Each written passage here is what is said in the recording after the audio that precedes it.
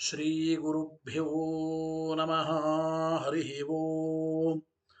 ಶುದ್ಧಾನಂದೋರು ಸಂವಿದ್ವಿತಿ ಬಲಬಹುಲೋದಾರ್ಯ ವೀರ್ಯಾದಿದೇಹಂ ಚಿಂತಾ ಸಂತಾಪಲೇಪೋದ್ಭವ ಮೃತಿ ಮುಖರಾಶೇಷ ದೋಷಾತಿ ದೂರಂ ಸದ್ಭಿರ್ವೈರಾಗ್ಯ ಭಕ್ತಿ ಶ್ರುತಿಮತಿ ನಿಯತ ಧ್ಯಾನ ಜ್ಞಾನ ಯೋಗಾತ್ ಗಮ್ಯಂ ವಂದೇ ಮುಕುಂದಾಭಿಧಮಮಲಮಲಂ ಬ್ರಹ್ಮ ವೇದಾಂತ ವೇದ್ಯಂ ಯಾಂಚಾಮಂದರಲೋಲಿತಾದ್ಯತ ಉದಯದ್ವಿದ್ಯೇಂದಿರಾ ನಿರ್ಜರೈಃ ಜಾತೋ ಭಾರತ ಪಾರಿಜಾತ ಸುತರುಃ ಸದ್ಬ್ರಹ್ಮ ಸೂತ್ರಾಮೃತಂ ಆಸೀತ್ ತಂತ್ರ ಪುರಾಣ ಸನ್ಮಣಿಗಣೋ ಜಾತಶ್ಚುಕೇಂದೋಚ್ಚದ ಸ್ವಯಂ ವ್ಯಾಸಸುಧಾನಿಧಿರ್ಭವತು ಮೇ ಭೂತೈಃ ಸತಾಂ ಭೂತಿದಃ ಸ್ವಾಂತಧ್ವಾಂತ ನಿಕೃಂತನೆ ಜಿತ ಮಹಾವೈಕರ್ತನಾಂಶೋರಜಂ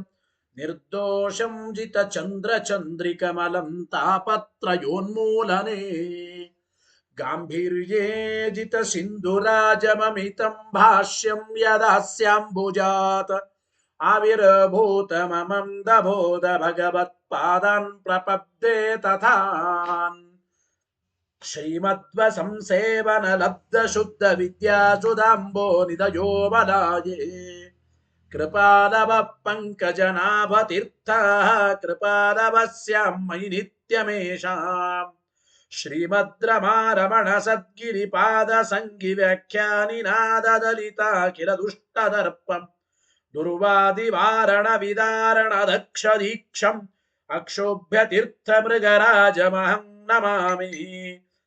ಅಥ ತತ್ಕೃಪಯಾ ಬ್ರಹ್ಮಸೂತ್ರಭಾಷ್ಯಂ ಯಥಾಮತಿ ವ್ಯಾಕುರುವೆ ಶ್ರೀಮದಾನಂದ ತೀರ್ಥಾರ್ಯ ಮುಖ ನಿಶ್ರುತಂ ಗಂಗಾ ಸಂಗೇನ ನೈರವಲ್ಯಂ ರತ್ಯಾದ್ಭಿರಲಭ್ಯತೆ ಯಥಾ ವಾಚೋ ವಿಶುದ್ಧಿ ಸಿದ್ಧ್ಯರ್ಥಂ ಸಂಗಮ್ಯಂತೆ ಗುರೋರ್ಗಿರಃ ಅಥ ಅವಿದ್ಯಾ ಪಟಲಪಿಹಿತನಯನೈಃ ಅನ್ಯೈಃ ಅನ್ಯಥಾ ವ್ಯಾಖ್ಯಾತಾನಿ ಬ್ರಹ್ಮಸೂತ್ರಾಣಿ ಯಥಾವದ್ ವ್ಯಾಚಿಖ್ಯಾಸು ಭಗವಾನಾಚಾರ್ಯವರ್ಯಃ ಪಾರ್ಯೇಪ್ಸಿತ ಭಾಸ್ಯಸ್ಯ ಕೈವಲ್ಯಾದ್ಯಖಿಲ ಫಲ ಸಾಧನತಾದಿಸಿದ್ಧ್ಯರ್ಥಂ ನಿರಂತರಾಯ ಪರಿಸಮಾಪ್ತ್ಯಾದ್ಯರ್ಥಂಚ ನಾರಾಯಣ ನಮಸ್ಕಾರಂ ಗ್ರಥಯತಿ ಗ್ರಂಥಾರಂಭಂ ಚ ಪ್ರತಿಜಾನೀತೆ ನಾರಾಯಣಮಿತಿ ನಾರಾಯಣಂ ಗುಣೈಃ ಸರ್ವೈಃ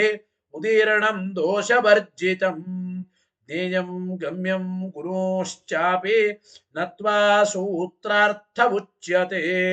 ಓಂ ಓಂ ಅಥಾತೋ ಬ್ರಹ್ಮ ಜಿಜ್ಞಾಸಾ ಓಂ ಶ್ರುತಿ ಕ್ಷೀರಾಬ್ಧಿ ಮಾಮಥ್ಯ ಧೀಮಂ ದರಮಹೀಭೃತ ಪ್ರಾಪ್ತಾ ನ್ಯಾಯಸುಧಾಯೇನ ತ್ವಂ ಜೈಂದ್ರಮಹಂ ಭಜೆ ಬುಧೈರಪಿ ಸುದುರ್ಬೋಧೆ ಗ್ರಂಥೆ ಯನ್ಮಮ ಸಾಹಸಂ ತತ್ಪಾರಯಂತು ನಿಪುಣಾಃ ಗುರುಪಾದರಜಕ್ಕಣಾಃ ಲೌಕಿಕ ಫಲಂ ಲಕ್ಷಣ ಅಮೃತದೋಹಿನಿಂ ಗುರುವನುಗ್ರಹ ರೂಪಾಂತಾಂ ಕಾಮಧೇನುಮುಪಾಸ್ಮಯೇ. ಮದ್ವೋಕ್ತಿರ್ದ್ವಿನದಿ ಜಯಾರ್ಯ ಶುಭವಾಕ್ ಸೂರ್ಯಾತ್ಮಜ ಸಂಗಮೆ ವ್ಯಾಖ್ಯಾಸ್ತಾನಮಹೋ ವಿಧಾಯ ನೃಹರೆ ಪ್ರಾಪ್ಯ ಪ್ರಸಾದಂ ಪರಂ ಪ್ರಾಪುರೋಜೆ ಕೃತಕೃತ್ಯತಾಂ ಗತಮಲಾ ವಿದ್ಯಾದಿರಾಜಾದಯೋ ಯೋಗೀಶಾ ಕೃಪಯಂತು ತೇ ಜಯಮುನೇರ್ಭಾವಸ್ಯ ಬೋಧಾಯ ಮೇ ಶುಕೇನ ಶಾಂತ್ಯಾದಿಷು ವಾङ्मयेषु ವ್ಯಾಸೇನ ಧೈರ್ಯಂ ಬುಧಿನೋಪಮೇಯಂ ಮನೋಜಜಿತ್ಯ ಮನಸಾಂ ನಿಪತ್ಯ ರಘುತ್ತಮಾಖ್ಯಂ ಸ್ವಗುರುಂ ನಮಾಮಿ ನ ದಗ್ಧಂ ಯಸ್ಯ ಕೌಪೀನಂ ಅಗ್ನೋ ದತ್ತಮಪಿ ಸ್ಫುಟಂ ವೇದೋ ವ್ಯಾಸ ಗುರುಂ ನೌಮಿ ಶ್ರೀವೇದೇಶ ನಮಸ್ಕೃತಂ ಸತ್ಯನಾಥ ಗುರು ಪಾತು ಯೋಧೀರೋ ನವಚಂದ್ರಿಕಾ ನವಾಮೃತ ಗದಾತೀರ್ಥ ತಾಂಡವಾನಿ ವ್ಯಚೀಕೃಪತ ಆರೂಢ ಸಹಸಾ ಯತೀಂದ್ರ ಪದವೀಂ ಗತ್ವಾ ಚ ವಾರಾಣಸಿ ತತ್ರತ್ಯಾನ್ ಕುಮತ ಪ್ರಚಾರ ನಿರತಾನ್ ಅದ್ವೈತ ದಿಗ್ಧಂತಿನಃ प्रौढार्थे वचनेषु युक्तिखचितैः सम्बीजयन्मोदयन् सत्यध्यानसुखे सरी विजयते पादाशितः श्रीपतेः प्रावोचद्योतिकं न्यायसुधावाक्यार्थचन्द्रिकाम् सत्यप्रज्ञगुरुर्दद्यात् प्रज्ञां वैरान्तिकीं सदा बन्धुस्त्वं गुरुरिष्टदैवतमिति त्वत्पादपङ्केरुहम् प्राप्तं मां परिपालयेति सततं याचे निबद्धाञ्जलिः चित्तं मद्गुणदोषचिन्तनविदो नूनं मनः मा कृताः सत्याभिज्ञगुरोस्त्वदङ्घ्रियुगलम् हित्वा न मे सद्गतिः सत्याभिज्ञकराब्जोत्थान् पञ्चाशद्वर्षपूजकान् सत्यप्रमोदतीर्थार्यान् नौमिन्यायसुधारतान् वेदेश मुनिसत्पादसेवा सम्प्राप्त वैभवान् यादवार्यान् वरसुधाटिकाकारान् वयं नुमः पृथ्वीमण्डलमध्यस्थाः पूर्णबोधमतानुगाः वैष्णवा विष्णुहृदयाः तान्नमस्ये गुरून् मम आपादमूलेपर्यन्तं गुरूणामाकृतिं स्मरेत् तेन विघ्नाः प्रणश्यन्ते सिद्ध्यन्ति च मनोरथाः शुभां ध्यायन्ति ये कामान् गुरुदेवः प्रसादजान् इतरान् आत्मपापोत्थान् तेषां विद्या फलिष्यते यैरहं शुकवत् सम्यक् शिक्षितोऽस्मि कृपारुभिः श्रीमत्सत्यात्मतीर्थार्यान् वन्दे विद्या गुरून् मम रामशब्दार्थवक्तारं गायत्र्यर्थं च साधकम् मठादिपैरमानितं च सत्यात्मानं यतिं भजे स्वस्त्यस्तु सतामखिल सन्मङ्गलानि भवन्तु ಶ್ರೀ ಗುರುಭ್ಯೋ ನಮಃ ಹರಿ ಓಂ. ನಿನ್ನೆ ದಿನ ಬ್ರಹ್ಮೈವ ಸನ್ ಬ್ರಹ್ಮ ಅಪ್ಪೇತಿ ಎಂಬ ಶ್ರುತಿಗೆ ನಾವು ಅರ್ಥ ಹೇಳಿದ್ದೇವೆ. ಆನಂದಮಯಾಧಿಕರಣದ ಕೊನೆಯ ಭಾಗ ಬರ್ತಾ ಇದೆ. ಬ್ರಹ್ಮನಾಗಿದ್ದುಕೊಂಡೇನೆ ಪರಬ್ರಹ್ಮನನ್ನ ಹೊಂದುತ್ತಾನೆ ಅಂದ್ರೆ ಏನ್ ಅರ್ಥ ತಿಳಿದಿದ್ದೇವೆ ಹಿಂದೆ. ಪರಬ್ರಹ್ಮನ ಪ್ರಾಪ್ತಿ ಇಲ್ಲಿ ಹೇಳ್ತಾ ಇದ್ದಾರೆ. ಪರಬ್ರಹ್ಮನ ಪ್ರಾಪ್ತಿ ಹೇಳಬೇಕಾದರೆ ಪರಬ್ರಹ್ಮನಿಗೇನೇ ಪರಬ್ರಹ್ಮನ ಪ್ರಾಪ್ತಿ, ಇದು ಸರಿ ಹೋಗೋದಿಲ್ಲ. ನಾನಾಗುತ್ತೇನೆ ಅಂತ ಅಲ್ಲಿಕ್ಕೆ ಬರೋದಿಲ್ಲ. ಹಾಗಾದ್ರೆ ಪರಬ್ರಹ್ಮನ ಪ್ರಾಪ್ತಿ ಹೇಳ್ತಾ ಇದ್ದಾರೆ ಅಂದ್ರೆ ಇನ್ನೊಬ್ಬ ವ್ಯಕ್ತಿಗೆ ಪರಬ್ರಹ್ಮನ ಪ್ರಾಪ್ತಿ ಅಂತೆಯೇ ಅರ್ಥ ಮಾಡಿಕೊಳ್ಳಬೇಕು. ಬ್ರಹ್ಮೈವ ಸನ್ ಬ್ರಹ್ಮ ಅಪ್ಪೇತಿ ಎಂಬುದಕ್ಕೆ ತಿಳಿಸಿಕೊಡ್ತಾ ಇದ್ದಾರೆ. ಇವನು ಜೀವನಾಗಿದ್ದುಕೊಂಡೇನೆ ಪರಬ್ರಹ್ಮನನ್ನ ಹೊಂದುತ್ತಾನೆ. ಜೀವಭಾವ ಬಿಡದೇನೆ ಬ್ರಹ್ಮೈವ ಸನ್ನ ಅಂಬಲಿರ್ತಕ್ಕಂಥ ಏವಕಾರಕ್ಕೆ ಜೀವಭಾವಂ ಅವಿಹಾಯ ಅಂತ ಟೀಕಾಕೃತ್ಪಾದರು ಅರ್ಥವನ್ನು ಬರೆದರು.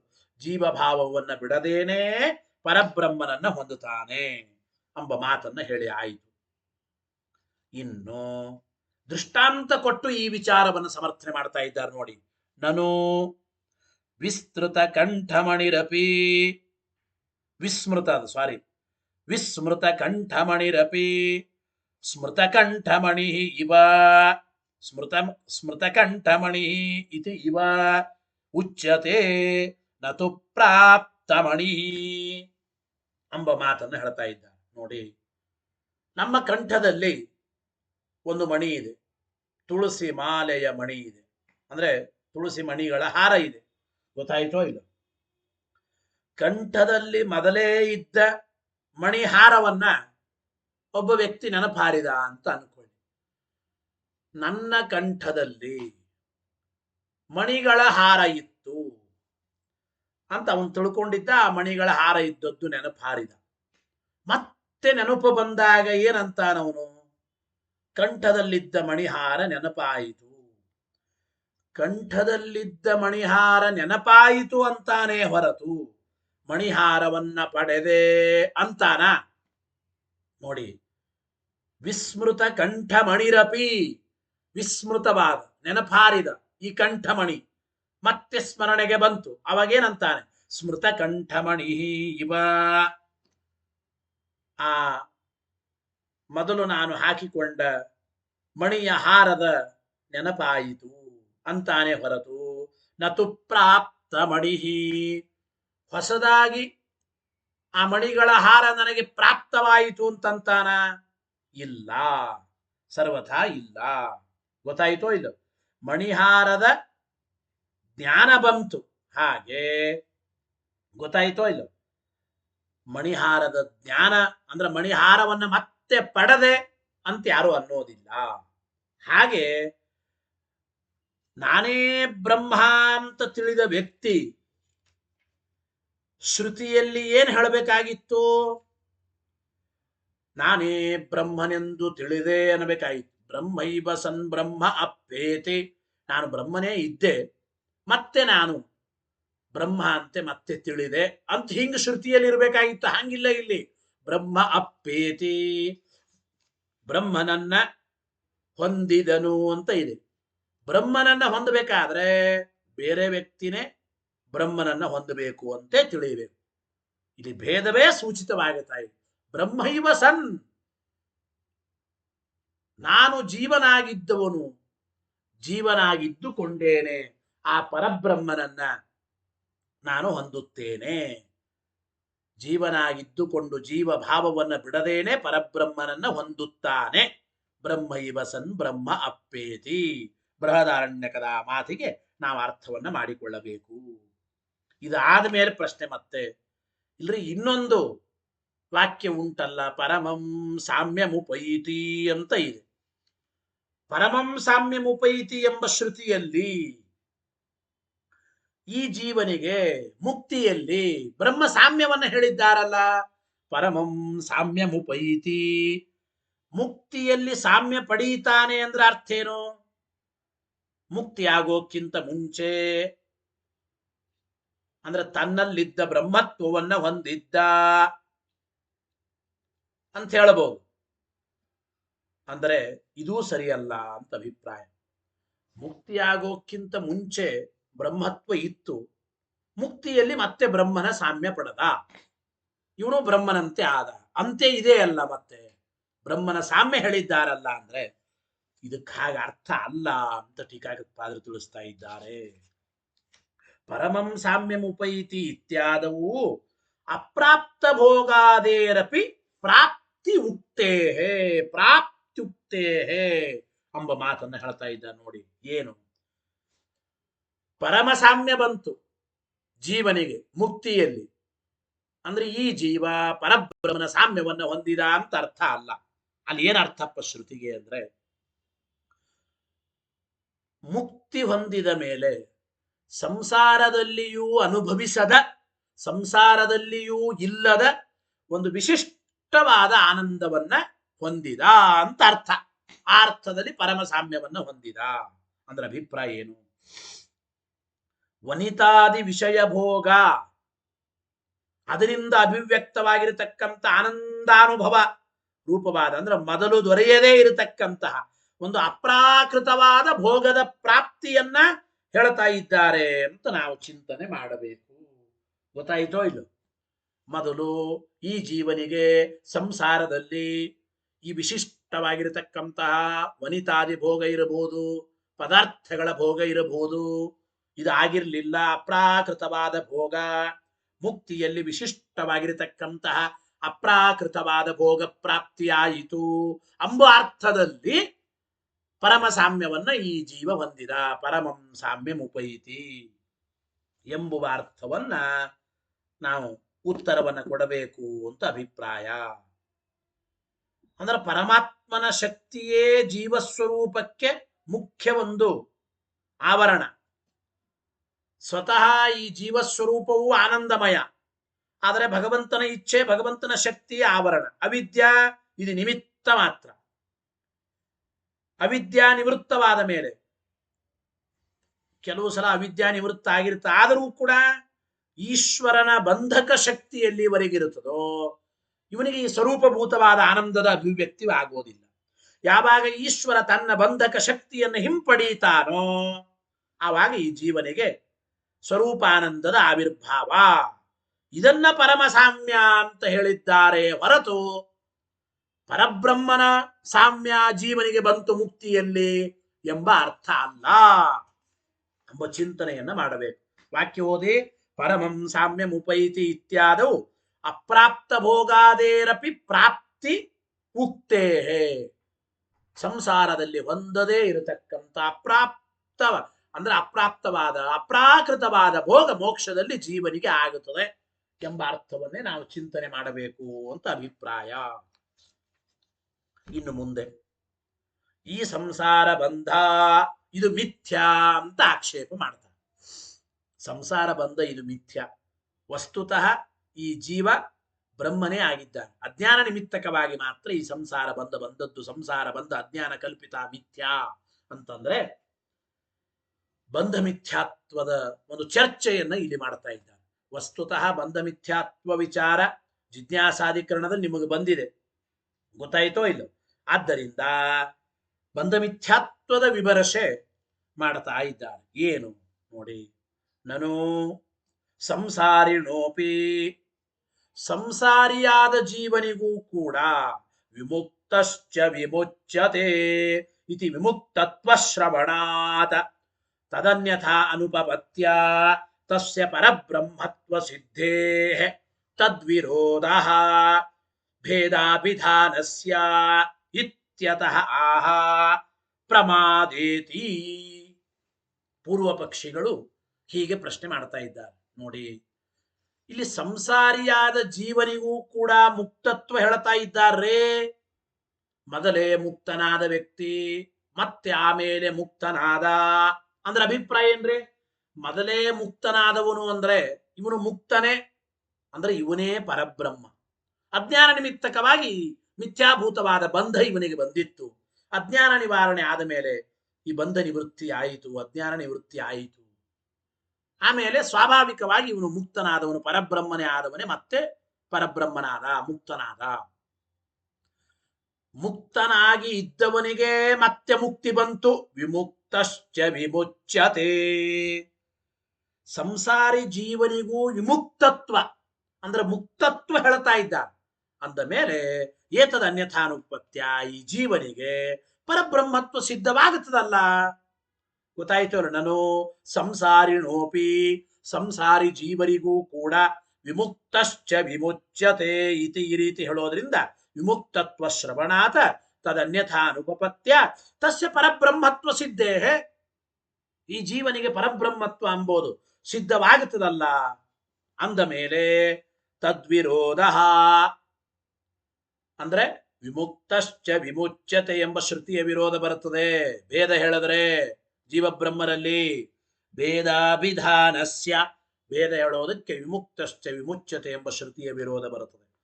ಅಂದ್ರೆ ಅವ್ರು ಏನ್ ಅರ್ಥ ಮಾಡಿದ್ರು ಅಂದ್ರೆ ಮೊದಲೇ ಇವನು ಮುಕ್ತನೇ, ಆಮೇಲೆ ಮತ್ತೆ ಮುಕ್ತನಾದ.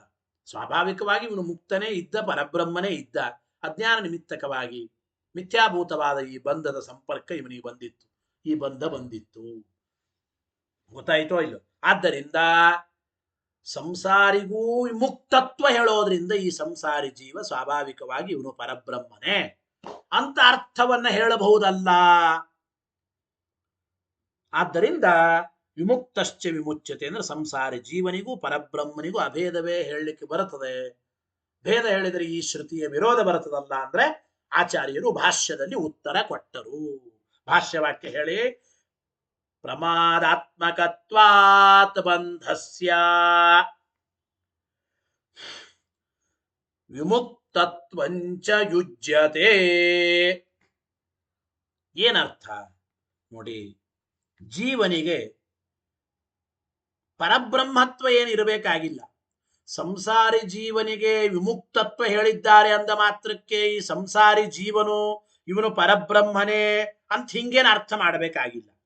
ಜೀವನಿಗೆ ಪರಬ್ರಹ್ಮತ್ವ ಇಲ್ಲದೆ ಹೋದರೂ ವಿಮುಕ್ತಶ್ಚ ವಿಮುಚ್ಯತೆ ಎಂಬ ಶ್ರುತಿಯಲ್ಲಿ ಹೇಳಿರತಕ್ಕಂತಹ ಈ ಮುಕ್ತತ್ವ, ಸಂಸಾರಿಗೂ ಮುಕ್ತತ್ವವನ್ನು ಕೂಡಿಸ್ಬೋದು.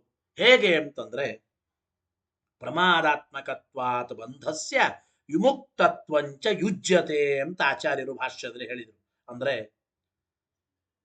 ಈ ಸಂಸಾರ ಬಂಧನ ಅಂದ್ರೆ ಏನ್ರಿ? ಸಂಸಾರ ಬಂಧನ ಅಂದ್ರೆ ಮೊದಲು ಸ್ವಾಭಾವಿಕವಾಗಿ ಅಂದ್ರೆ ಸ್ವತಃ ಕರ್ತೃತ್ವ ಭೋಕ್ತೃತ್ವ ಅಭಿಮಾನ ರೂಪವಾದದ್ದೇ ಈ ಸಂಸಾರ ಬಂಧ. ಹೌದು, ಕರ್ತೃತ್ವ ಭೋಕ್ತೃತ್ವ ಅಭಿಮಾನ ರೂಪವಾದ ಈ ಸಂಸಾರ ಬಂಧ ಇದು ಅಜ್ಞಾನ ಮೂಲಕವಾದದ್ದು, ಅಂದ್ರೆ ಅಸ್ವಾಭಾವಿಕ ಅಷ್ಟೇ ಅರ್ಥ. ಇವನು ವಿಮುಕ್ತನೇ ಆಗಿದ್ದ ಅಂದ್ರೆ ಈ ಜೀವನು ಕೂಡ ಸ್ವಾಭಾವಿಕವಾಗಿ ಅವನ ಯೋಗ್ಯತೆಯ ಪ್ರಕಾರ ಆನಂದ ರೂಪನೇ. ಆನಂದ ರೂಪನಾದ ಜೀವನಿಗೂ ಈ ಬಂಧ ಬಂದಿದೆ ಅಂದ್ರೆ ಪ್ರಮಾದಾತ್ಮಕವಾಗಿದೆ ಈ ಬಂಧ. ಸ್ವಾಭಾವಿಕವಾಗಿ ಕರ್ತೃತ್ವ ಭೋಕ್ತೃತ್ವ ಅಭಿಮಾನ ರೂಪವಾದದ್ದೇ ಈ ಸಂಸಾರ ಬಂಧ, ಅಜ್ಞಾನ ಮೂಲಕವಾಗಿ ಬಂದದ್ದು. ಅಂದ್ರೆ ಈ ಸಂಸಾರ ಬಂಧ ಅಸ್ವಾಭಾವಿಕ. ಅಸ್ವಾಭಾವಿಕ ಅಂತ ಇಷ್ಟೇ ಅರ್ಥನೇ ಹೊರತು ಈ ಸಂಸಾರ ಬಂಧ ಮಿಥ್ಯಾ ಅಂತ ಅರ್ಥ ಅಲ್ಲ. ಇಷ್ಟು ಆಚಾರ್ಯರ ವಾಕ್ಯಕ್ಕೆ ಅರ್ಥ. ಅಂದರೆ ಅಸ್ವಾಭಾವಿಕವಾದ ಅಜ್ಞಾನ ಮೂಲಕವಾಗಿ ಈ ಬಂಧ ಇವನಿಗೆ ಬಂದಿತ್ತು. ಅಸ್ವಾಭಾವಿಕವಾದ ಬಂಧ ನಿವೃತ್ತಿಯಾದರೆ ಸತ್ಯಭೂತವಾದ ಬಂಧದ ನಿವೃತ್ತಿನೇ ಆಗುತ್ತದೆ. ಆಮೇಲೆ ಸ್ವಾಭಾವಿಕವಾಗಿ ಜೀವನ ಅವನ ಸ್ವರೂಪಾನಂದದ ಆವಿರ್ಭಾವ ಜೀವನಿಗೆ ಹೇಳುತ್ತಾರೆ. ವಿಮುಕ್ತಶ್ಚ ವಿಮುಚ್ಯತೆ, ಇಷ್ಟೇ ಅರ್ಥ ಹೊರತು ಸಂಸಾರ ಬಂಧ ಇದು ಮಿಥ್ಯಾ ಎಂಬ ಅರ್ಥ ಬರೋದಿಲ್ಲ. ತತ್ವಪ್ರಕಾಶಕರಲ್ಲಿ ಟೀಕಾಕೃತ್ಪಾದರು ಆಚಾರ್ಯರ ಈ ಮಾತಿಗೆ ಅರ್ಥ ಬರೆಯುತ್ತಾರೆ. ಏನು? ಜೀವಸ್ಯ ಪರಬ್ರಹ್ಮತ್ವ ಅಭಾವೇಪಿ, ಈ ಜೀವನಿಗೆ ಸ್ವಾಭಾವಿಕವಾಗಿ ಪರಬ್ರಹ್ಮತ್ವ ಇದೆ ಅಂತ ಏನು ಹೇಳಬೇಕಾಗಿಲ್ಲ. ಜೀವನಿಗೆ ಪರಬ್ರಹ್ಮತ್ವ ಇಲ್ಲದೆ ಹೋದರೂ ಕೂಡ ವಿಮುಕ್ತತ್ವ ಉಕ್ತಿ ಯುಜ್ಯತೆ, ವಿಮುಕ್ತಶ್ಚ ವಿಮುಚ್ಯತೆ ಎಂಬ ಶ್ರುತಿಯಲ್ಲಿ ಜೀವನಿಗೆ ವಿಮುಕ್ತತ್ವ ಹೇಳಿದ್ದು ನಾವು ಅವಶ್ಯವಾಗಿ ಕೂಡಿಸಬಹುದು. ಹೇಗೆ?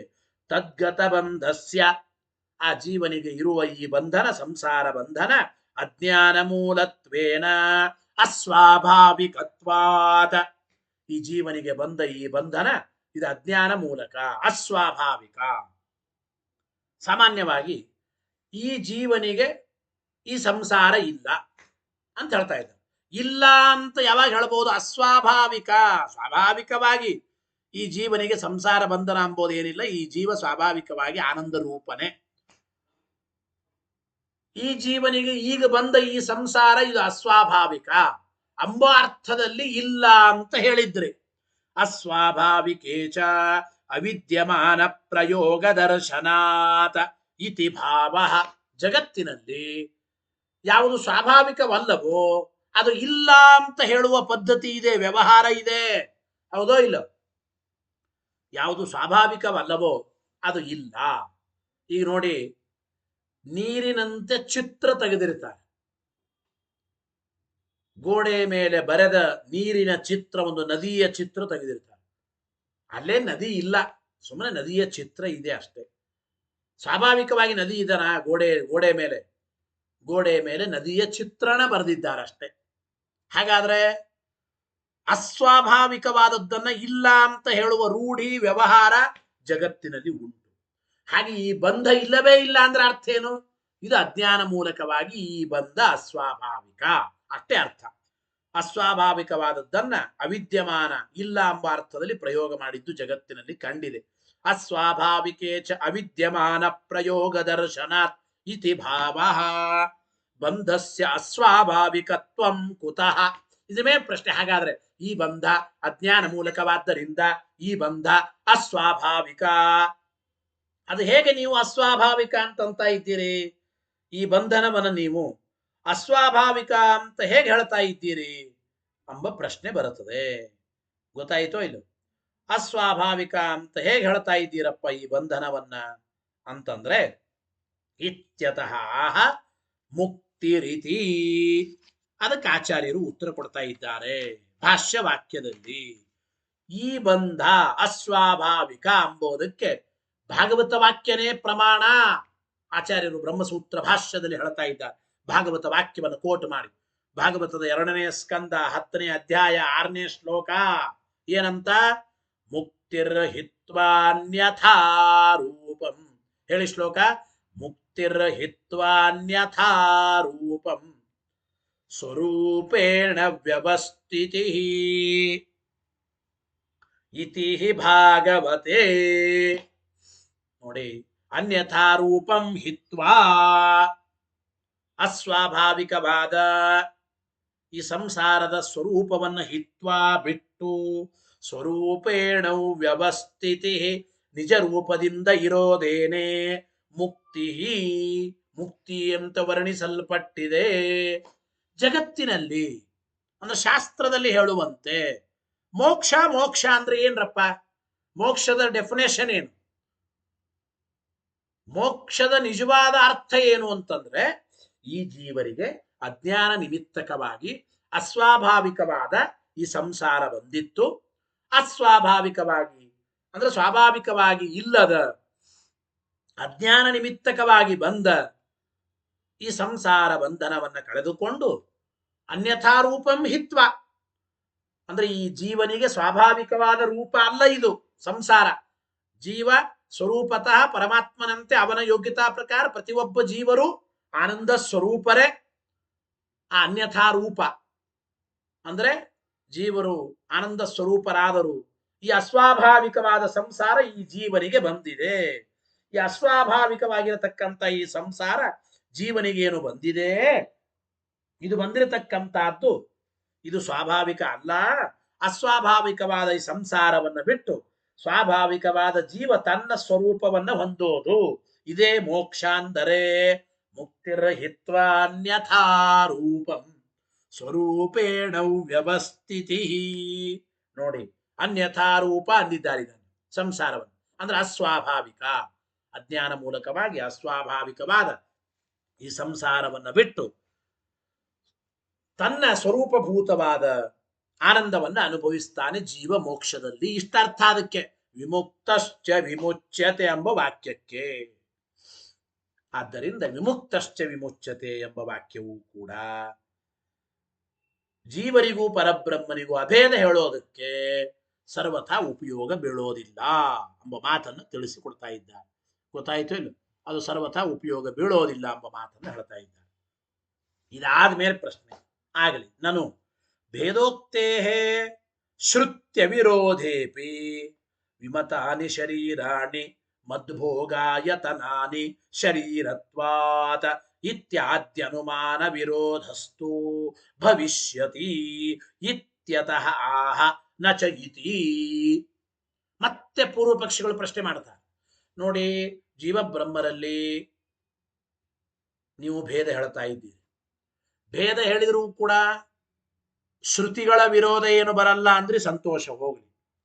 ನೀವು ಹೇಳುವ ಭೇದಕ್ಕೆ ಶ್ರುತಿಗಳ ವಿರೋಧ ಬರದೆ ಹೋದರೂ ಜೀವಬ್ರಹ್ಮರಲ್ಲಿ ಭೇದ ಹೇಳಿಬಿಟ್ರೆ, ಜೀವರಲ್ಲಿ ಭೇದ ಹೇಳಿದ್ರೆ ಅನುಮಾನದ ವಿರೋಧ ಅಂತೂ ಬರುತ್ತದೆ, ಅನುಮಾನದ ವಿರೋಧ ಬರುತ್ತದೆ ಎಂಬ ಮಾತನ್ನು ಹೇಳ್ತಾ ಇದ್ದಾರಲ್ಲ ಅಂತ ಹೇಳ್ತಾ ಇದ್ದಾರೆ.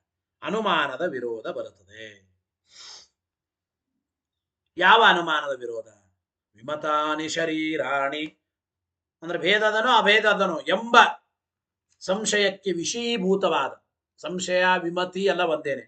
ವಿಮತಾನಿ ಶರೀರಾಣಿ ಅಂದ್ರೆ ಭೇದದನೋ ಅಭೇದದನೋ ಪರಸ್ಪರ ಜೀವನಗಳ ಮಧ್ಯದಲ್ಲಿ ಜೀವಬ್ರಹ್ಮರ ಮಧ್ಯದಲ್ಲಿ ಎಂಬುವ ವಿಮತಿ ವಿಷಯೀಭೂತವಾದ ಈ ಸಕಲ ಶರೀರಗಳು ಮದ್ಭೋಗಾಯತನಾನಿ ನನ್ನ ಭೋಗಕ್ಕೇನೇ ಸಾಧನೆಯಾಗಿವೆ, ನನ್ನ ಭೋಗಕ್ಕೇನೇ ಸಾಧನೆಯಾಗಿವೆ. ಯಾಕೆ? ಶರೀರವಾದ್ದರಿಂದ. ಏತಶರೀರವತ, ಈ ನನ್ನ ಶರೀರ ನನ್ನ ಭೋಗಕ್ಕೆ ಸಾಧನೆ ಆಗ್ಯದೋ ಇಲ್ಲ. ಹಾಗೆ ಜಗತ್ತಿನಲ್ಲಿರುವ ಸಕಲ ಶರೀರಗಳು ಕೂಡ ನನ್ನ ಭೋಗಕ್ಕೆ ಸಾಧನೆಯಾಗಿವೆ. ಅಂದ್ರೇನು? ಜಗತ್ತಿನಲ್ಲಿರುವ ಸಕಲ ಶರೀರಗಳಲ್ಲಿದ್ದು ಭೋಗವನ್ನು ಅನುಭವಿಸೋನು ಈ ಜೀವ ಒಬ್ಬನೇ. ಜೀವನ ಶರೀರ ಬೇರೆ, ಬ್ರಹ್ಮನ ಶರೀರ ಬೇರೆ, ಈ ಜೀವನ ಶರೀರ ಬೇರೆ, ಬೇರೆ ಜೀವನ ಶರೀರ ಬೇರೆ, ಶರೀರಗಳು ಬೇರೆ ಬೇರೆ. ಆ ಶರೀರಗಳಲ್ಲಿದ್ದು ಎಲ್ಲ ಸುಖ ಭೋಗಗಳನ್ನು ಅನುಭವಿಸೋನು ಒಬ್ಬನೇ ಜೀವ. ಹೀಗೆ ಜೀವೈಕ್ಯ ಎಂಬುದು ಗೊತ್ತಾಗುತ್ತದಲ್ಲ ಎಂಬ ಅಭಿಪ್ರಾಯವನ್ನು ತಿಳಿಸಿಕೊಡ್ತಾ ಇದ್ದಾರೆ. ಗೊತ್ತಾಯಿತೋ ಇದು? ಅಂದರೆ ಎಲ್ಲ ಶರೀರಗಳಲ್ಲಿರತಕ್ಕಂತಹ ಜೀವ ನಾನು ಒಬ್ಬನೇ, ಆದ್ದರಿಂದ ಎಲ್ಲ ಶರೀರಗಳು ನನ್ನ ಭೋಗಕ್ಕೆ ಸಾಧನೆಯಾಗಿವೆ ಅಂದ್ರೆ ಎಲ್ಲಾ ಜೀವರಲ್ಲಿ ಐಕ್ಯ ಎಂಬುದು ಸಿದ್ಧವಾಗುತ್ತದೆ ಅಂತ ಅಭಿಪ್ರಾಯ. ವಿಮತಾನಿ ಶರೀರಾಣಿ, ಜಗತ್ತಿನಲ್ಲಿ ಕಾಣತಕ್ಕಂಥ ವಿಮತಿ ವಿಷಯೀಭೂತವಾದ ಸಕಲ ಶರೀರಗಳು ಕೂಡ ಸಕಲ ಶರೀರಗಳು ಕೂಡ ನನ್ನ ಭೋಗಕ್ಕೆ ಸಾಧನೆಯಾಗಿವೆ ಅಂದ್ರೆ ಅರ್ಥ ಏನು? ಎಲ್ಲ ಶರೀರಗಳಲ್ಲಿದ್ದು ಭೋಗವನ್ನು ಅನುಭವಿಸುವ ಜೀವ ಒಬ್ಬನೇ. ಈ ರೀತಿ ಅನುಮಾನದ ವಿರೋಧ ಭೇದ ಹೇಳಿದರೆ ಬರ್ತದಲ್ಲ ಅಂತ ಪ್ರಶ್ನೆ. ಅದಕ್ಕೆ ಆಚಾರ್ಯ ಹೇಳಿದ್ರು, ವಾಕ್ಯ ಓದಿ, ನಚ ತತ್ತದನುಮಾನ ವಿರೋಧ ಹೇಳಿ, ನಚ ತತ್ತದನುಮಾನ ವಿರೋಧ. ನಾವು ಹೇಳುವ ಭೇದ ಬೋಧಕವಾದ ಶ್ರುತಿಗಳಿಗೆ ಸರ್ವಥಾ ಅಭೇದಾನುಮಾನದ ವಿರೋಧ ಇಲ್ಲ. ಭೇದ ಬೋಧಕವಾದ ಶ್ರುತಿಗಳಿಗೆ ಪ್ರತ್ಯಕ್ಷದ ವಿರೋಧ, ಶ್ರುತಿಗಳ ವಿರೋಧ ಅಥವಾ ನೀವು ಹೇಳುವಂತೆ ತೋರುವ ಅಭೇದ ಅನುಮಾನದ ವಿರೋಧ, ಯಾವ ಅನುಮಾನದ ವಿರೋಧವೂ ಇಲ್ಲ. ತತ್ತದನುಮಾನ ವಿರೋಧ ನಚ, ಆಚಾರ್ಯರ ಭಾಷ್ಯವಾಕ್ಯ. ಭೇದ ಹೇಳಿದರೆ ನೀವು ಹೇಳುವಂತೆ ಪ್ರತ್ಯಕ್ಷ, ಶ್ರುತಿ, ಅನುಮಾನ ಯಾವುಗಳ ವಿರೋಧನೂ ಬರಲ್ಲ ಅಂತ ಆಚಾರ್ಯರು. ಯಾತಕ್ಕೆ? ತತ್ರ ಹೇತ್ವಾಕಾಂಕ್ಷಾಯ. ಭೇದ ಹೇಳಿಬಿಟ್ರೆ ಅನುಮಾನದ ವಿರೋಧನೂ ಇಲ್ಲ ಅಂದ್ರೆ, ವಿಮತಾನಿ ಶರೀರಾಣಿ ಮದ್ಭೋಗಾಯತನಾನಿ ಶರೀರತ್ವಾತ್ ಎಂಬ ಈ ಅನುಮಾನ ತೋರಿಸಿದ್ದೇನೆ. ಭೇದ ಹೇಳಿದ್ರೆ ಈ ಅನುಮಾನದ ವಿರೋಧ ಬರ್ತದಲ್ರಿ, ಅನುಮಾನದ ವಿರೋಧ ಇಲ್ಲ ಅಂತ ಹೇಗಂತೀರಿ ಅಂತ ಕಾರಣವನ್ನು ಕೇಳಿದ್ರೆ, ತತ್ರ ಹೇತ್ವಾಕಾಂಕ್ಷಾಯ, ಯಾಕೆ ಅನುಮಾನದ ವಿರೋಧ ಇಲ್ಲ? ವಿಮತಾನಿ ಶರೀರಾಣಿ, ಈ ಅನುಮಾನದ ವಿರೋಧ ಉಂಟಲ್ಲ, ಅನುಮಾನದ ವಿರೋಧ ಇಲ್ಲ ಅಂತ ಹೇಗಂತೀರಿ? ಅದಕ್ಕೆ ಉತ್ತರವಾಗಿ ಸೂತ್ರಮುಪನ್ಯಸ್ಯ ವ್ಯಾಚಷ್ಟೇ. ಆಚಾರ್ಯರು ಮುಂದಿನ ಸೂತ್ರವನ್ನು ಉಪನ್ಯಾಸ ಮಾಡಿ ಆನಂದಮಯಾಧಿಕರಣ ಮುಗಿಯಬೇಕಾದ್ರೆ ಇನ್ನು ಕೊನೆ 2 ಸೂತ್ರಗಳಿದೆ, 18 ಮತ್ತು 19. 19 ಅಂದ್ರೆ 12ನೇ ಸೂತ್ರದಿಂದ 19ನೇ ಸೂತ್ರದವರೆಗೂ ಇರತಕ್ಕಂಥದ್ದೇ ಆನಂದಮಯಾಧಿಕರಣ. 18, 19 ಇನ್ನೆರಡು ಸೂತ್ರಗಳಾದ್ರೆ ಆನಂದಮಯಾಧಿಕರಣ ಮುಕ್ತಾಯ. 18ನೇ ಸೂತ್ರ ನೋಡಿ ಏನು ಹೇಳಿ. ಓಂ ಕಾಮಾಚ್ಯ ನಾನುಮಾನಾಪೇಕ್ಷಾ. ಓಂ ಏನರ್ಥ ಗೊತ್ತಾ? ಕಾಮಾತ ಅಂದರೆ ಅತೀಂದ್ರಿಯವಾದ ವಿಷಯಗಳಲ್ಲಿ ಶ್ರುತಿಯ ಬೆಂಬಲ ಇಲ್ಲದೇನೆ ಮನಸ್ಸಿಗೆ ಬಂದಂತೆ ಅನುಮಾನ ಮಾಡೋದಕ್ಕೆ ಬರೋದಿಲ್ಲ. ಅನುಮಾನ ಯಾವಾಗಲೂ ಇದು ಏನು ಬೇಕಾದ್ರೂ ಮಾಡಬಹುದು. ಅನುಮಾನ ಸ್ವೇಚ್ಛಾಚಾರಿ. ಅತೀಂದ್ರಿಯ ವಿಷಯಗಳಲ್ಲಿ ಶ್ರುತಿಯ ಸಹಾಯ ಇಲ್ಲದೆ ಮನಸ್ಸಿಗೆ ಬಂದಂತೆ ಅನುಮಾನ ಮಾಡುತ್ತೇವೆ ಅಂದ್ರೆ ಅದು ಪ್ರಯೋಜನ ಇಲ್ಲ.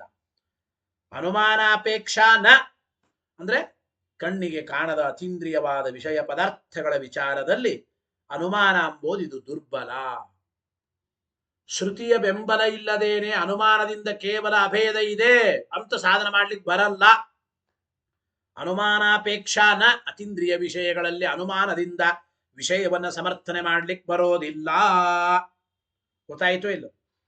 ಕಾಮಾಚ ಅಂತ ಹೇಳ್ತಾ ಇದ್ದ. ಇದು ಕಾಮಚಾರಿ, ಸ್ವೇಚ್ಛಾಚಾರಿ ಆದದ್ದು ಅನುಮಾನ. ಆದ್ದರಿಂದ ಅತೀಂದ್ರಿಯ ವಿಷಯಗಳಲ್ಲಿ ಮಾತ್ರ ಅನುಮಾನ ಮಾಡ್ಲಿಕ್ಕೆ ಬರೋದಿಲ್ಲ ಎಂಬ ಮಾತನ್ನ ಅಲ್ಲಿ ತಿಳಿಸಿಕೊಡ್ತಾ ಇದ್ದಾರೆ ಎಂಬ ಚಿಂತನೆಯನ್ನ ನಾವು ಮಾಡಬೇಕು. ಇದು ಸೂತ್ರ ಸಾಮಾನ್ಯವಾಗಿ ಅರ್ಥ. ಈ ಸೂತ್ರಕ್ಕೆ ಆಚಾರ್ಯರು ಭಾಷ್ಯದಲ್ಲಿ ಅರ್ಥ ಬರೆಯುತ್ತಾರೆ. ಏನು ಹೇಳಿ. ಯಥಾ ಕಾಮಂ ಹಿ ಅನುಮಾತುಂ ಶಕ್ಯತೆ. ನೋಡಿ, ಜಗತ್ತಿನಲ್ಲಿ ಅನುಮಾನ ಹೇಗೆ ಬೇಕಾದ್ರೂ ಮಾಡಬಹುದು. ಮನಸ್ಸಿಗೆ ಬಂದಂತೆ ಅನುಮಾನ ಮಾಡಬಹುದು. ಯಥಾ ಕಾಮಂ ಹಿ ಅನುಮಾತುಂ ಶಕ್ಯತೆ. ಕಾಮಾಚ್ಚ ಎಂಬ ಆ ಶಬ್ದದ ಅರ್ಥವನ್ನು, ಸೂತ್ರದಲ್ಲಿರುವ ಕಾಮಾಚ್ಚ ಎಂಬ ಶಬ್ದದ ಅರ್ಥವನ್ನೇ ಆಚಾರ್ಯರು ಬರೀತಾ ಇದ್ದಾರೆ. ಯಥಾ ಕಾಮಂ ಹಿ ಅನುಮಾತುಂ ಶಕ್ಯತೆ. ಹೇಗೆ ಬೇಕಾದರೂ ಅನುಮಾನವನ್ನು ಮಾಡಬಹುದು. ನೋಡಿ, ಅಗ್ನಿ ಸುಡುತ್ತದೆ ಅಂತ ಜಗತ್ತಿನಲ್ಲಿ ಪ್ರಸಿದ್ಧಿ. ಅಗ್ನಿ ಸುಡುತ್ತದೆ. ಅಗ್ನಿ ಸುಡೋದಿಲ್ಲ ಅಂತೂ ಅನುಮಾನ ಮಾಡಬಹುದ್ರಿ. ಅಗ್ನಿ ಅನುಷ್ಣ ಪದಾರ್ಥತ್ವ ಘಟವತ. ಘಟ ಒಂದು ಪದಾರ್ಥ. ಘಟ ಸುಡುತ್ತದ? ಸುಡೋದಿಲ್ಲ. ಹಂಗ ಅಗ್ನಿನೂ ಸುಡೋದಿಲ್ಲ ಅಂತ ಅನುಮಾನ ಮಾಡ. ಅನುಮಾನದಿಂದ ಏನು ಬೇಕಾದ್ರೂ ಸಾಧನೆ ಮಾಡಬಹುದು. ಕಾಮಾಚ್ಚ ಅಂದ್ರೆ ಯಥಾ ಕಾಮಂ ಹಿ ಅನುಮಾತು ಶಕ್ಯತೆ. ಇನ್ನೊಂದು ವಾಕ್ಯ ಹೇಳಿ. ಅತಃ ನ ತತ್ವೇ ಪೃಥಗ್ ಅನುಮಾನಮಪೇಕ್ಷತೆ. ಆದ್ದರಿಂದ ಅತಃ ತತ್ವೇ ಅಂದ್ರೆ ಅತೀಂದ್ರಿಯವಾದ ವಿಚಾರದಲ್ಲಿ ಪ್ರತ್ಯೇಕವಾಗಿ ಅನುಮಾನವನ್ನ ಹೇಳಿ ಸಾಧನೆ ಮಾಡಲಿಕ್ಕೆ ಬರೋದಿಲ್ಲ ಎಂಬ ಮಾತನ್ನ ಹೇಳ್ತಾ ಇದ್ದಾರೆ. ಅತೀಂದ್ರಿಯವಾದ ವಿಚಾರದಲ್ಲಿ ಪ್ರತ್ಯೇಕವಾಗಿ ಅನುಮಾನವನ್ನ ಮಾಡಿ ಸಾಧನೆ ಮಾಡಲಿಕ್ಕೆ ಬರೋದಿಲ್ಲ ಎಂಬ ಮಾತನ್ನ ತಿಳಿಸಿಕೊಡ್ತಾ ಇದ್ದಾರೆ. ಗೊತ್ತಾಯಿತೋ ಇಲ್ಲೋ?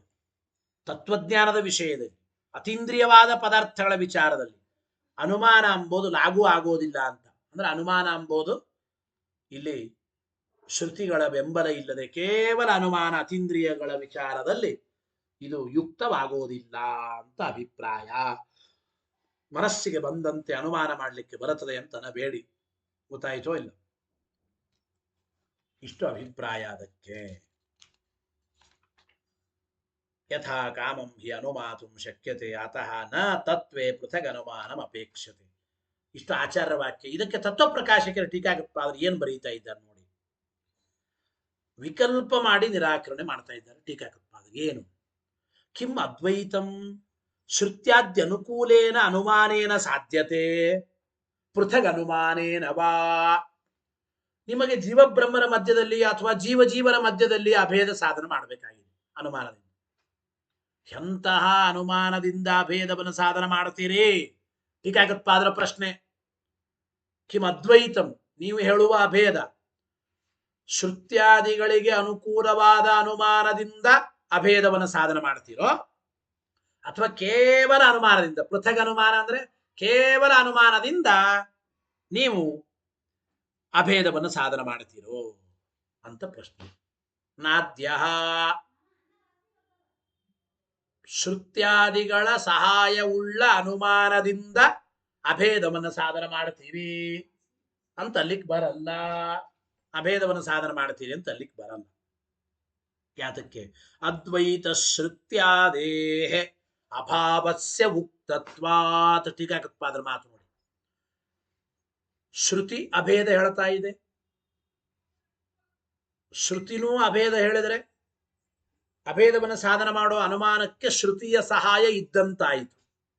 ಹಾಗೆ ಶ್ರುತಿಯ ಸಹಾಯವುಳ್ಳ ಅನುಮಾನದಿಂದ ಅಭೇದವನ್ನು ಸಾಧನ ಮಾಡ್ತೀವಿ. ಆದರೆ ಯಾವ ಶ್ರುತಿಗಳು ಕೂಡ ಅಭೇದವನ್ನು ಹೇಳೋದಿಲ್ಲ ಅಂತ ಹಿಂದೆ ಹೇಳಿದ್ದೇವೆ ನಾವು. ಸರ್ವಥಾ ಅಭೇದದ ವಿಚಾರದಲ್ಲಿ ಶ್ರುತಿಗಳು ಇಲ್ಲ. ಅದ್ವೈತ ಶ್ರುತ್ಯಾದೇಹ ಅಭಾವಸ್ಯ ಉಕ್ತತ್ವಾತ್. ಅದ್ವೈತ ಶ್ರುತಿ ಇಲ್ಲವೇ ಇಲ್ಲ. ಅಭೇದ ಹೇಳೋ ವಿಚಾರದಲ್ಲಿ ಶ್ರುತಿ ಇಲ್ಲ. ತತ್ವಮಸಿ ಅಹಂ ಬ್ರಹ್ಮಾಸ್ಮಿ ಬ್ರಹ್ಮೈವ ಸನ್ ಬ್ರಹ್ಮ ಅಪ್ಪೇತಿ ಪರಮಂ ಸಾಮ್ಯಮುಪೈತಿ. ಆ ಎಲ್ಲ ಶ್ರುತಿಗಳಿಗೆ ನಾವು ಭೇದ ಪರವಾಗಿ ಅರ್ಥವನ್ನು ಹೇಳಿದ್ದೇವೆ. ಅವುಗಳಿಗೆಲ್ಲ ಅಭೇದ ಪರವಾದ ಅರ್ಥ ಇಲ್ಲ, ಮಾಡಬಾರದು, ಅದು ವಿರುದ್ಧವಾಗುತ್ತದೆ, ಪೂರ್ವಾಪರ ವಿರುದ್ಧ ಅಂತೆಲ್ಲ ತಿಳಿಸಿದ್ದೇವೆ. ಅಂತೂ ಅಭೇದ ಹೇಳಲಿಕ್ಕೆ ಯಾವ ಶ್ರುತಿಗಳು ಇಲ್ಲ. ಹಾಗಾದ್ರೆ ಎರಡನೇ ಪಕ್ಷ ಏನೀಗ? ಕೇವಲ ಅನುಮಾನದಿಂದ ನಾವು ಅಭೇದವನ್ನು ಸಾಧನ ಮಾಡ್ತೇವೆ. ಪೃಥಗ್ ಅನುಮಾನೇನ, ಕೇವಲ ಅನುಮಾನದಿಂದ ಅಭೇದ ಸಾಧನ ಮಾಡ್ತೇವೆ ಎಂಬ ಪಕ್ಷನ ದ್ವಿತೀಯ. ಎರಡನೇ ಪಕ್ಷನೂ ಸರಿಯಲ್ಲ. ದ್ವಿತೀಯ. ಯಾಕೆ? ಪೃಥಗ್ ಅನುಮಾನಸ್ಯ ಕಾಮಗಾಮಿತ್ವೇನ. ಕೇವಲ ಅನುಮಾನ ಇದು ಸ್ವೇಚ್ಛಾಚಾರಿ. ಕಾಮಗಾಮಿ ಅಂದ್ರೆ ಸ್ವೇಚ್ಛಾಚಾರಿ ಅಂತ ಅರ್ಥ.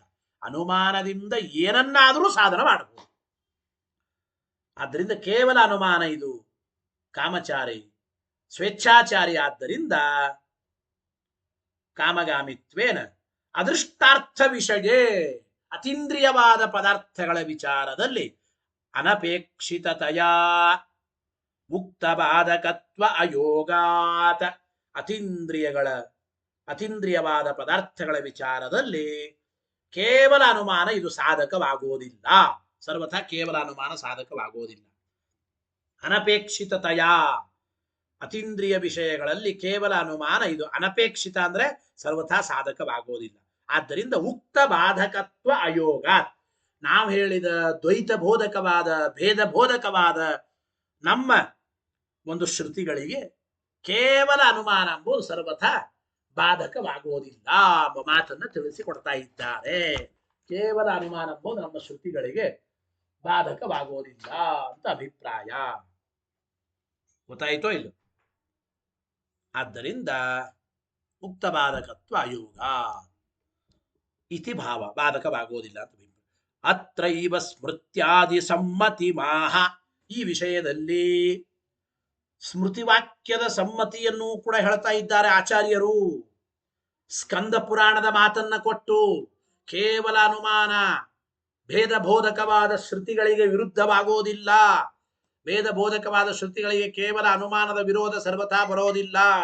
ಅನುಮಾನ ಇದು ಸ್ವೇಚ್ಛಾಚಾರಿ ಎಂಬ ಮಾತನ್ನು ತಿಳಿಸಿಕೊಡ್ತಾ ಇದ್ದ. ಅತ್ರೈವ ಸ್ಮೃತ್ಯಾದಿ ಸಮ್ಮತಿ ಮಾಹ ಉಕ್ತಂಚ ಇತಿ ಹೇಳಿ ಭಾಷ್ಯವಾಕ್ಯ. ಉಕ್ತಂಚ ಸ್ಕಾಂದೇ ಏನರ್ಥ? ಯಥಾ ಕಾಮಾನುಮಾಯಸ್ಮಾತ್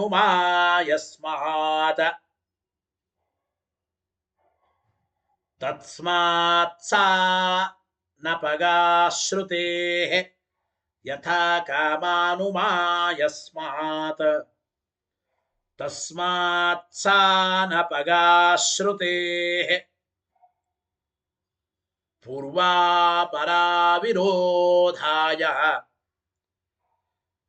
ಚೇಷ್ಯತೆ ನಾನ್ಯಥಾ ಕ್ವಚಿತ್. ಪೂರ್ವಾಪರ ವಿರೋಧಾಯ ಅಂತ ಒಂದು ಪಾಠ, ಇನ್ನೊಂದು ಪುಸ್ತಕಗಳಲ್ಲಿ ಪೂರ್ವೋತ್ತರ ವಿರೋಧಾಯ ಅಂತೂ ಪಾಠ ಇದೆ. ಇರ್ಲಿ. ಇತಿ ಮುಂದಿನ ಹೇಳಿ. ನೈಷಾ ತರ್ಕೇಣ ಮತಿರಾಪನೀಯ ಇತಿ ಚ. ಇದು ಕಾಠಿಕೋಪನಿಷತ್ತಿನ ವಾಕ್ಯ. ಏನ್ ಹೇಳ್ತಾ ಇದ್ದಾರೆ ಇಲ್ಲಿ? ಅನುಮಾ ಯಥಾ ಕಾಮ, ಯಥಾ ಕಾಮಾನುಮಾ ಯಸ್ಮಾತ್. ಯಸ್ಮಾತ್ ಕಾರಣಾತ್ ಅನುಮಾ ಯಥಾ ಕಾಮ. ಯಾವ ಕಾರಣ? ಕೇವಲ ಅನುಮಾನವು. ಅದು ಯಥಾ ಕಾಮ ಅಂದ್ರೇನು? ಸ್ವೇಚ್ಛಾಚಾರಿ, ಕಾಮಗಾಮಿ. ಏನು ಬೇಕಾದ್ರೂ ಅನುಮಾನದಿಂದ ಸಾಧನೆ ಮಾಡಬಹುದು, ಸ್ವೇಚ್ಛಾಚಾರಿ. ತಸ್ಮಾತ್ ಆದ್ದರಿಂದ ಶ್ರುತೇ ಅನಪಗ.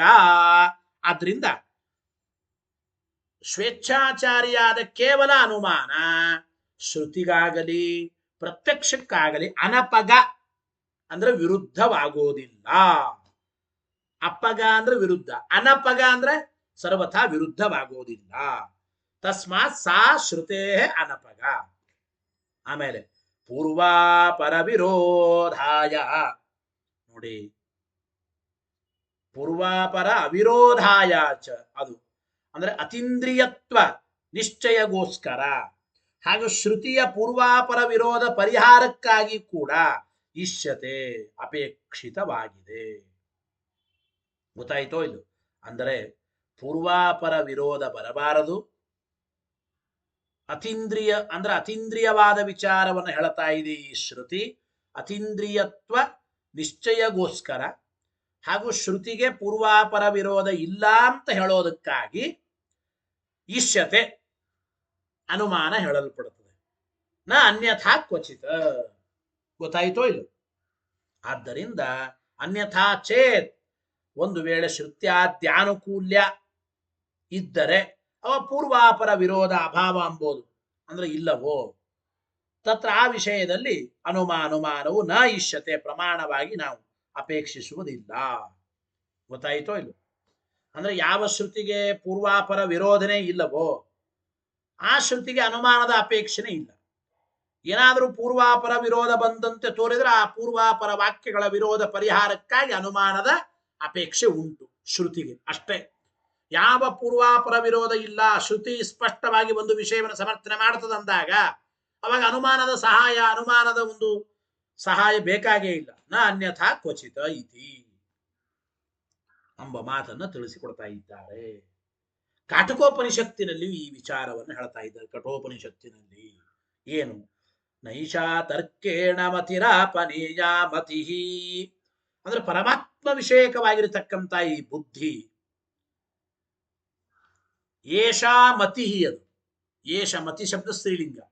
ನೈಷಾ ತರ್ಕೇಣ ಮತಿರಾಪನೀಯ ಏಷಾ ಮತಿ. ಈ ಒಂದು ಭಗವದ್ವಿಷಯಕವಾದ ಮತಿ ತರ್ಕೇಣ, ತರ್ಕದಿಂದಲಾಗಲಿ ಅಥವಾ ಅನುಮಾನದಿಂದಲಾಗಲಿ ನ ಅಪನೇಯ ಅಂದ್ರೆ ನಿರಾಕರಣೆ ಮಾಡ್ಲಿಕ್ಕಾಗೋದಿಲ್ಲ.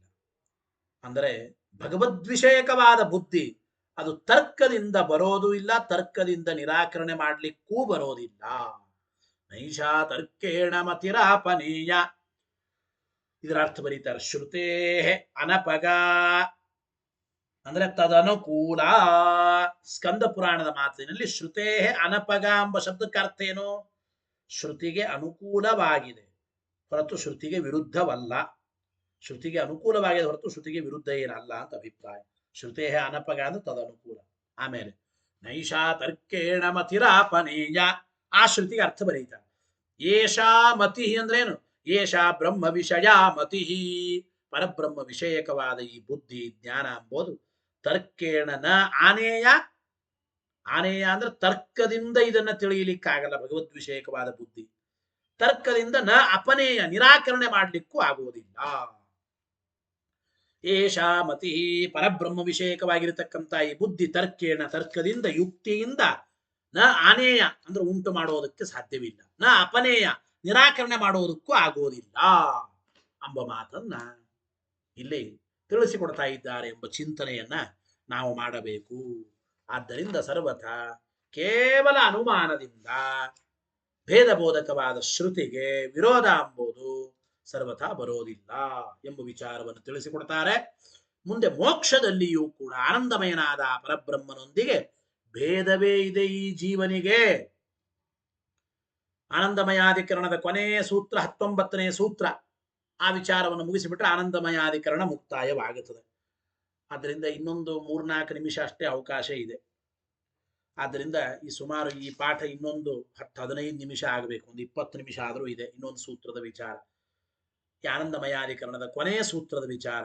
ನಾನು ಅಸ್ತ್ವೇವಂ ಆನಂದಮಯೇನ ಪರಬ್ರಹ್ಮಣ ಹಿರಣ್ಯ ಗರ್ಭಾದಿ ಜೀವಾನಾಂ ಭೇದ ಸೋಪಿ ಸಾಂಸಾರಿಕ ನ ಪಾರಮಾರ್ಥಿಕ ಅಂತ ಈ ವಾಕ್ಯ ಶುರುವಾಗುತ್ತೆ. ಈ ವಿಚಾರವನ್ನು ಮತ್ತೆ ಮುಂದಿನ ವಾರದ ಪಾಠದಲ್ಲಿ ತಿಳಿಯೋಣ ಅಂತ ಹೇಳ್ತಾ, ನಾಳೆ ಏಕಾದಶಿ ನೇರವಾಗಿ ಶ್ರೀಮಠದಲ್ಲೇ ಪಾಠ ಉಂಟು ಅಂತ ತಿಳಿಸ್ತಾ ಇದ್ದೇವೆ. ಹರಯೇ ನಮಃ. ಶ್ರೀಕೃಷ್ಣಾರ್ಪಣಮಸ್ತು. ಅನೇನ ಭಾವಿಯತ್ ಪುಣ್ಯಂ ತದಾಪ್ನೋತು ಗುರುರ್ಮಮ. ಮಧ್ವೇಶಾರ್ಪಣಮಸ್ತು.